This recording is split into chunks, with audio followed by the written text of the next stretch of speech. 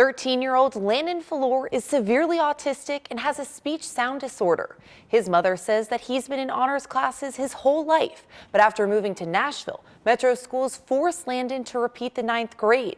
Landon's mother says the problem is how Metro Schools are testing. Let's see if you agree.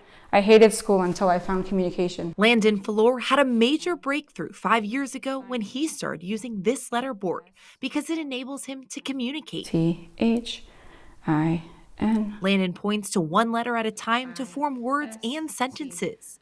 His mother, Angela Falor, says interaction was very limited before this. Now he's able to tell me that he wants to study nanobiology and that he wants to take calculus and things like that, where the poor kid was stuck in circles and squares and double-digit addition for years and years and years. The Falors moved to Goodlettsville in June, and Angela says they made the tough decision to put Landon in the 9th grade again because Metro Nashville Public Schools wouldn't accept some of his credits from Florida. Tennessee required Landon to take a universal screener that assesses all students. The Metro Schools wouldn't allow Landon to take it with his letter board.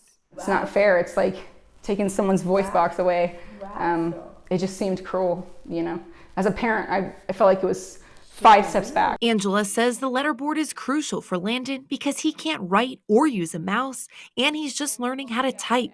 But the Metro Schools screening exam provided only a mouse and keyboard.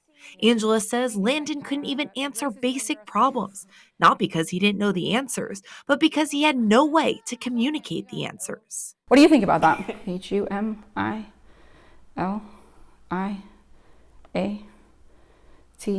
I was humiliated. The Metro Schools evaluation determined Landon could continue taking 9th grade honors classes, but enrolled him in intervention courses, classes assigned to students who lack basic math and reading skills. His mom says Landon should be in 10th grade honors courses, and she asked that he be removed from the intervention courses. I asked to be dismissed from the tiered intervention. We were told that we weren't allowed to ask that question, and that if he didn't do the tiered intervention, that he would be considered truant and that it would affect his GPA because they would fail him in those courses. I would definitely question the use of the assessment in the first place. The former state assistant commissioner for special populations, Teresa Nichols, tells Fox 17 News Landon's screening test isn't even designed to determine which courses he should be taking. If you're using an assessment to identify a student's needs, then no, you shouldn't be using that same assessment to place a student into a class. After a hearing before the Tennessee Department of Education,